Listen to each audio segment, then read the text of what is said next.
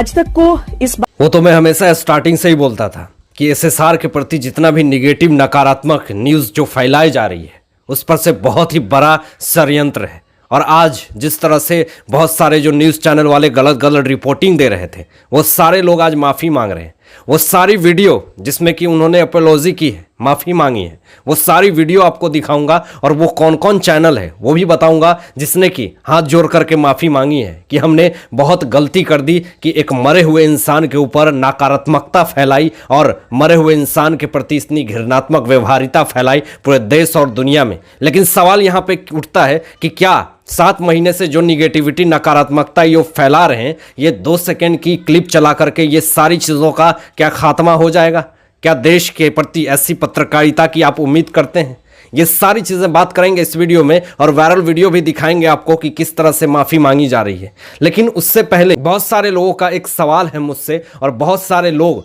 मुझसे कुछ सवाल पूछना चाहते हैं। तो उन सारे लोगों के लिए एक खुशखबरी है और ये है कि आप लोग मुझे इंस्टाग्राम पे आकर के मुझे फॉलो कर सकते हैं और आप लोग मुझसे लाइव चैट कर सकते हैं और अपने दिल से जुड़ी बहुत सारी जो बातें आप लोग मुझसे करना चाहते हैं और इतने दिनों से जो आप लोग कमेंट मुझे करते हैं वो सारी ख्वाहिशें आप लोगों की पूरी होगी। आप लोग इंस्टाग्राम का लिंक जा करके डिस्क्रिप्शन में चेक कर सकते हैं, वहाँ से फॉलो कर सकते हैं और स्क्रीन पर भी आपको ये शो अप कर रहा है।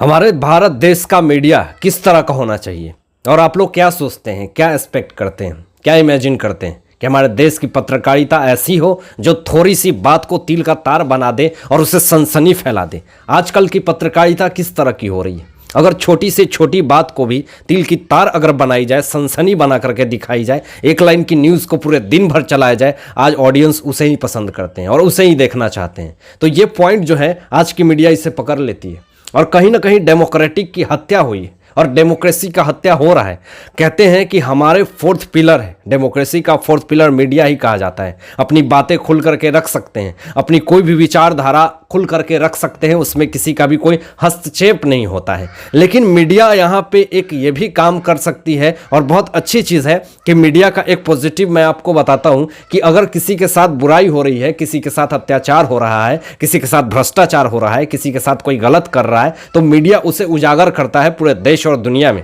और उसे इंसाफ भी मिलता है। और ऐसे बहुत सारे केसेस हुए हैं जिसमें मीडिया को बहुत अच्छा रिस्पांस दिया गया है और दिया जाता था। पहले के ज़माने में मीडिया का एक पहनावा, एक कल्चर क्या होता था, बस एक शर्ट वो हाफ या फुल होता था, एक सिंपल सी और एक धोती होती थी और साथ में एक डायरी और पेन होती थी और वो हर इंसान से जाकर के मिलता था, बातें करता था और उसके बारे में जानता था, देश दुनिया में क्या हो रहा है वो पूरी तरह से संपादक करता था और देश और दुनिया के सामने वो चीज़ें रखता था। तो हमारे देश में जो पत्रकार होते थे वो एक सिंपल सभ्य होते थे और उनकी सोच, उनकी विचारधारा, उनकी बात बिल्कुल सभ्य थे और शिष्ट होती थी, जिसको देख करके लोग इंस्पायर होते थे और उनसे अपने दिल की बात करते थे और उम्मीद करते थे कि ये पत्रकार मुझे इंसाफ दिलवाएगा। लेकिन आज जो सारा चीज ट्रेंड बदल चुका है, आज वो सारी कॉन्स्पिरेसी के तहत वो सारी चीजें आ गई हैं। आज अपनी बातें लोग रखने के लिए डरते हैं, आज अपनी कोई भी बातें और चेहरा को रिवील करने के लिए डरते हैं कि भैया मीडिया में अगर एक बात आ गई तो पूरी तरह से बदनामी तय है। आज जो पूरा गेम हो रहा है, आज जो पूरा खेल हो रहा है वो सब और सब टीआरपी के लिए हो रहा है।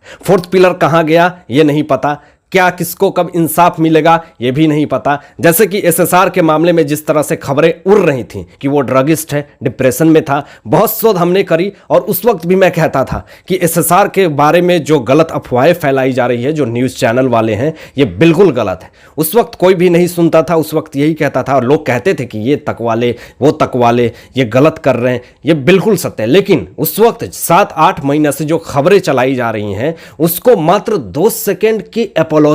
डाल दी जाती है टीवी पे और उसे ये कहा जाता है कि हमसे गलती हो गई, भैया माफ कर दो। दोस्तों, उसमें जो न्यूज़ चैनल वाले हैं, जो सबसे पहला जो है वो आज तक जिसने की माफ़ी मांगी वो तो मैं हमेशा कहता था। उसके बाद एनडीटीवी से मुझे एक्सपेक्ट नहीं था कि ये भी टीवी हो सकता है। उसके बाद जी न्यूज़, ये सारे न्यूज़ चैनल वाले एसएसआर के प्रति एक मरे हुए इंसान के ऊपर टीआरपी बटोरते हैं और उसके बारे में गलत खबरें चलाते हैं और उन्होंने अपॉलॉजी मांगी कि धारा 3 के तहत एक ऐसा कानून बनता है, उनके खिलाफ माफ़ी में मांगी कि आप मरे हुए इंसान के प्रति सनसनी फैला नहीं सकते, किसी के ऊपर आप एलिगेशन नहीं लगा सकते, किसी के बारे में आप गलत विचारधारा रख के उसे बदनाम नहीं कर सकते, जरा एक बार आप ये सोचिए कि वो इंसान तो इस दुनिया से चला गया, उसकी सनसनी खबरें फैला करके आप पूरे देश और दुनिया में दिखा रहे हैं, लेकिन उसके परिवार और उसके माँ बाप के ऊपर क्या बीत रही होगी कभी आप लोगों ने नहीं सोचा। मीडिया वालों को इससे कोई फर्क नहीं पड़ता है। जैसे एक डॉक्टर के लिए एक मरीज और खून उनके लिए एक आम बात हो जाती है, उसे कोई फर्क नहीं पड़ता, उसी तरह मीडिया वालों के लिए कोई मर जाए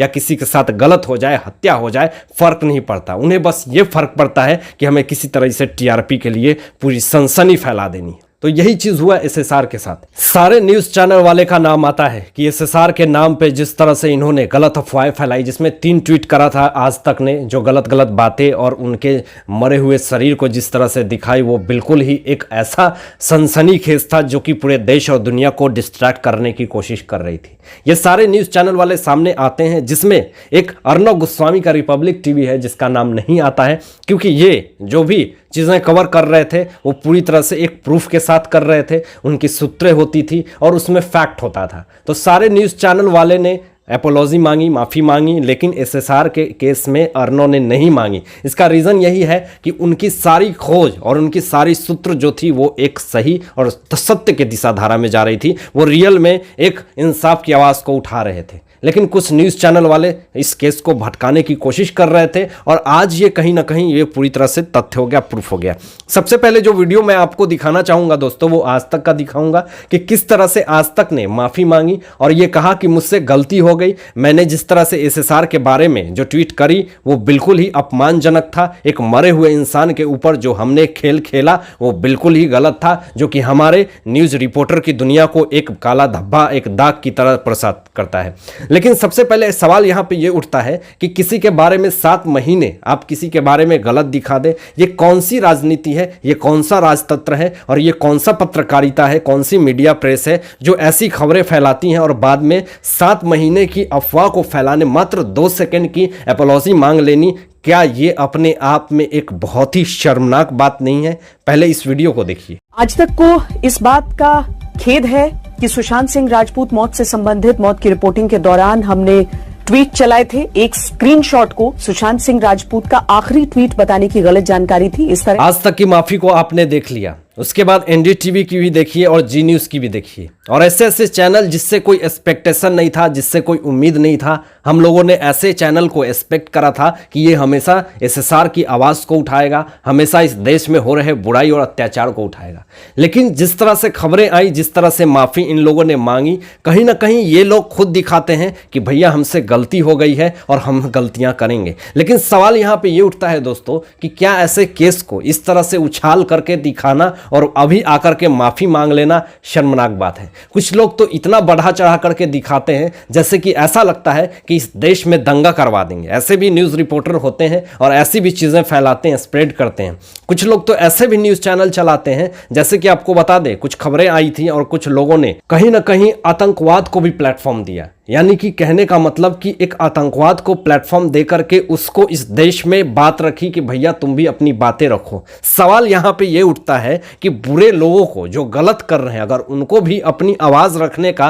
प्लेटफॉर्म अगर दे दिया जाए तो इस देश में जो गलत करेगा उसे भी अपनी बात रखने की कोई भी प्लेटफॉर्म नहीं देना चाहिए। सबसे बड़ी बात, अगर उस देश में अत्याचार फैला रहा है, गलत विचार फैला रहा है, अगर उसकी निगेटिविटी इस देश में अगर पत्रकार अगर उसे फैलाएंगे तो कहीं ना कहीं हम अपने देश में नकारात्मकता का फैलाव कर रहे हैं, कहीं ना कहीं हम इस देश में नकारात्मकता को बढ़ावा दे रहे हैं। तो ये यही उम्मीद करता हूं कि इस देश के, दुनिया के पत्रकारिता से, प्रेस से, कि कहीं ना कहीं अच्छी खबरें फैलाएं और सनसनी ना फैलाएं और किसी के मौत का तमाशा ना बनाएं। उसका कहीं ना कहीं पूरी तरह से उसका जो प्रभाव पड़ता है वो देश के युवा पे पड़ता है और उसके परिवार पे पड़ता है। ये लोग तो टीआरपी के लिए, अपनी कुछ फायदे के लिए, निजी फायदे के लिए आ जाते हैं, इस देश में कुछ ऐसी खबरें लेकर के आ जाते हैं और इनका काम है, कोई बड़ी बात नहीं है। लेकिन कहीं ना कहीं इस देश के युवा से और इस देश के युवा उम्मीद करते हैं और आप लोगों से रिक्वेस्ट करते हैं कि कहीं ना कहीं कोई भी खबरें अगर आप दिखाते हैं या फैलाते हैं तो कहीं ना कहीं उस केस का इन्वेस्टिगेशन करें और सूत्रों की जांच करें कि इस केस में कितनी सत्यता है। ऐसे ही कुछ भी आकर के ना बोले, इससे देश के युवा के लिए और देश के भविष्य के लिए भी खतरा है। हालांकि आप लोगों का क्या सोचना है इन सारे मुद्दों पे, इन सारे बातों पे, आप लोग कमेंट बॉक्स में बता सकते हैं और उसके बाद इंस्टाग्राम पे आप मुझे मैसेज करके भी पूछ सकते हैं, डीएम कर सकते हैं और लाइव चैट पे भी आके बात कर सकते हैं। तो जाकर के इंस्टाग्राम पे मुझे फॉलो करें, चैनल का लिंक डिस्क्रिप्शन में है। तो आज के लिए बस इतना ही, धन्यवाद।